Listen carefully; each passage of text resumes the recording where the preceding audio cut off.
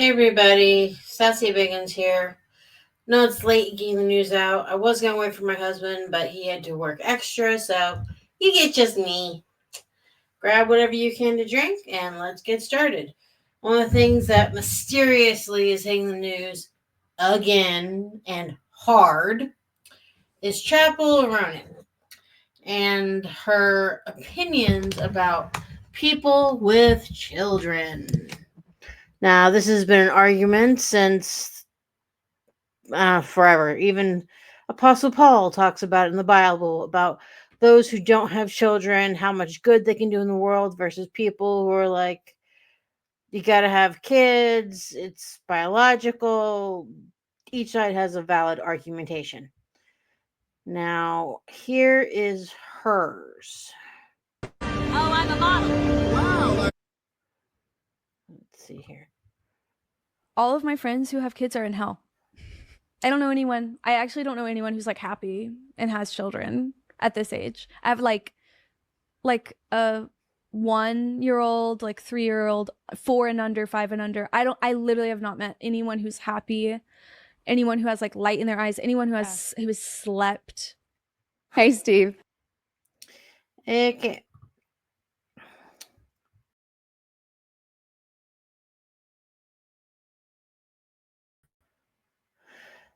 Okay. Obviously, like everyone else, I have an opinion. I knew when I got married that we weren't going to have children. I'm the oldest of 6 kids.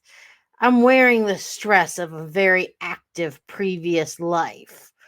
So, I don't have anything against children per se or those that do have children, but in many instances, it's very, very true that children for me were like a prison for a crime that I didn't commit, and I didn't even have the joy of making them to begin with.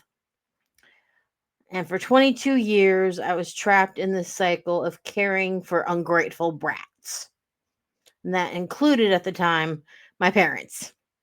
So, yes, I have the ability to make sure that people are wearing their clothes, they are clean clothes, will eventually have at least one square meal a day, maybe more, and are not a bother to society, and the cops do not need to be called. That was my level of it's a good day. Now, for this next generation who's observing how people are, I think it's a very narrow view of the world. She needs more friends, at least good ones. It's not entirely tiring all the time, but if she's viewing a non-supportive environment, which a lot of situations are, I mean, that could be any situation. If it's just non-supportive and one person's doing all the work while everyone else is like, F you, yeah, you have no light in your eyes. There was at least a 6 or 7 year period where I only got 4 hours of sleep a night. And that wasn't just because it was lambing season. Where how many teenagers do you know go to bed with a baby monitor, seeing if the animal's making enough noise for you to go back out into the barn into the cold? Not including all the kids. Like, when I say children, I'm talking teething, diaper changing, whenever they got sick and puked all over you in restaurants, or just anything and everything. There's just so much that goes on, and yes, there were good moments. Yes, there were not so good moments. But at the same time, I find her answer to be slightly uneducated on the subject. There can be good moments. Now, does she know anyone who's had any of them? No. So, is this a well rounded response? Only if you have very limited information.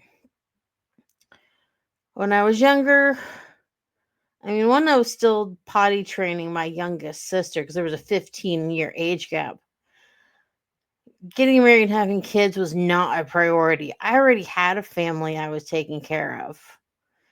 My dad questioned it a little bit, and I told him, "You find somebody in this redneck hick state who is smart enough to have a high school diploma, not be a drunk druggie, or be able to financially support all these children that you're supposed to have when you're married." A month went by, and all of a sudden he was okay with me being single for the rest of my life.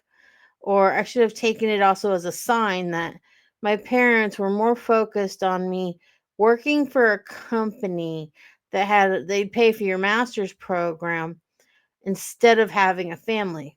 It's like they no longer wanted me to be a broodmare. All of a sudden they thought, well, at least if she can make money, she'll be okay. They'd given up on that for me. But then I think they kind of spoiled it by having too many kids themselves.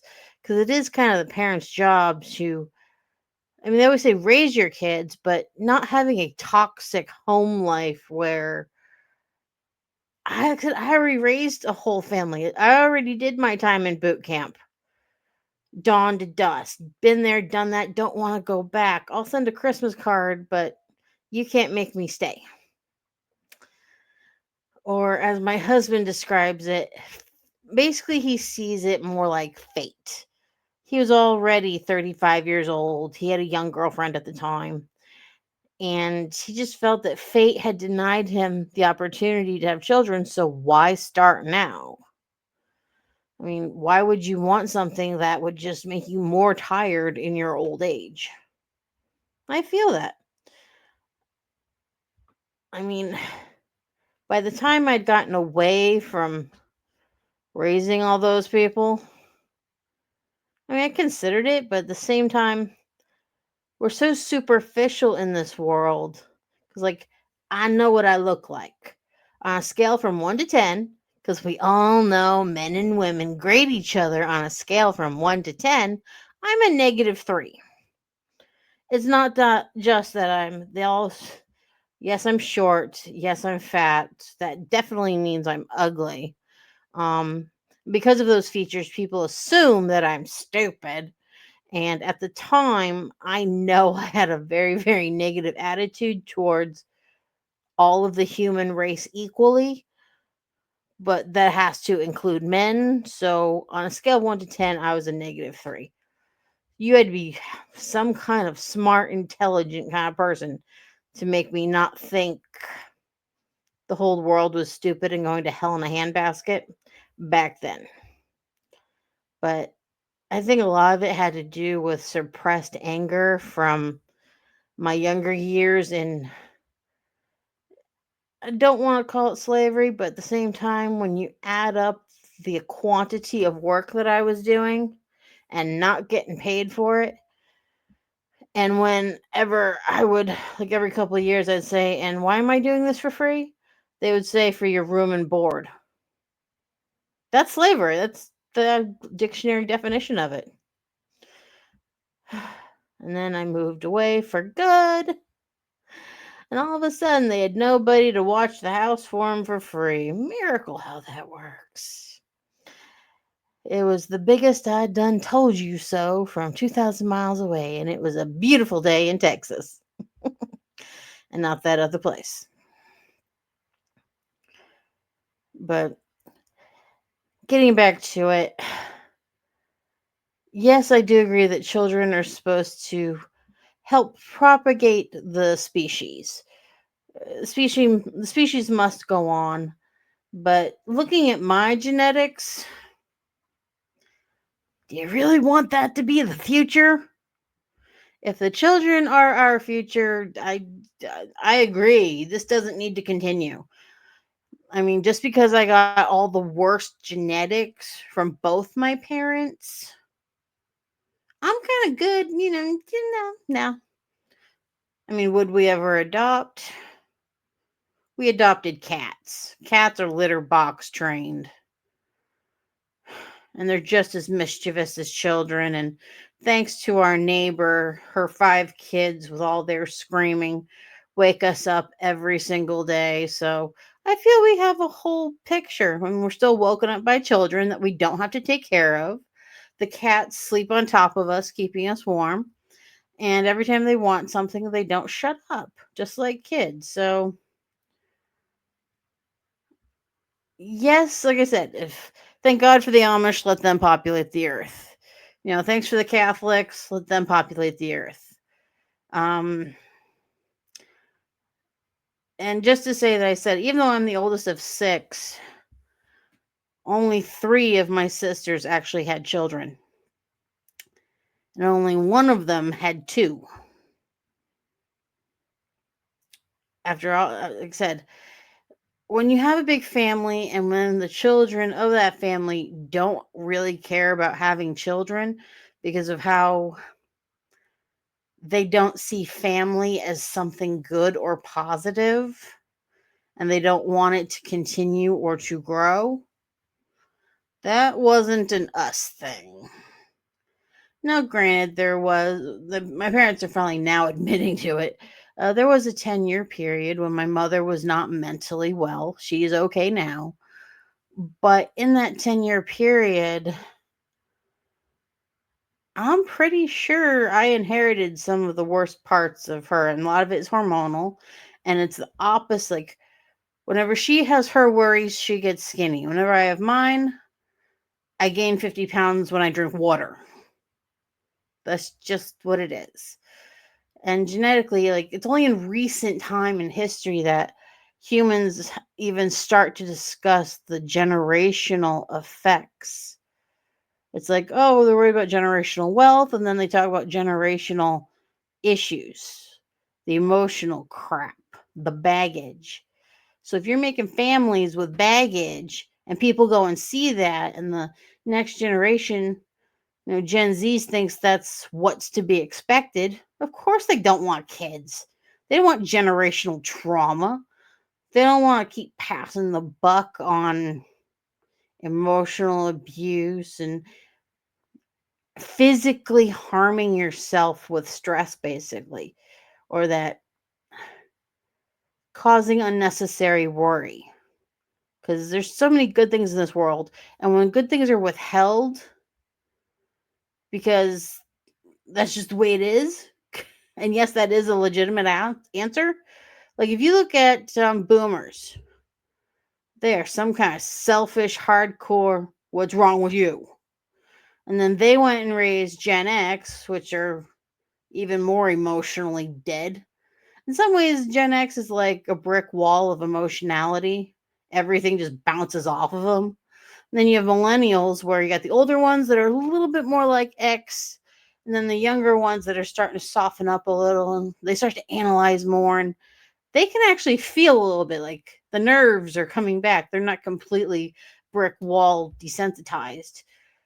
And then you get down to like Gen Z and whatnot, and they're not completely emotional, but they're deeply, deeply analytical to the point where it's more like, why would you do that? It's like they see people smacking their own heads against something hard, and it's like, why are you hurting yourself on purpose?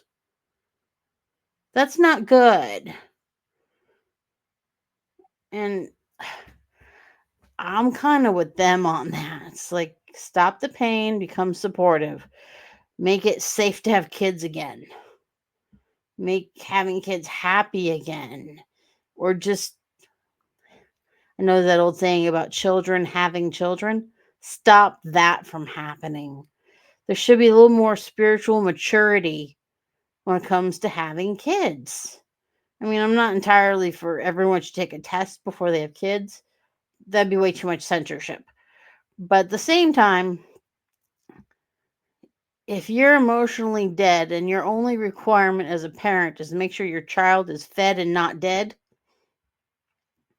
that's not parenting. No offense, boomers, but that's not parenting.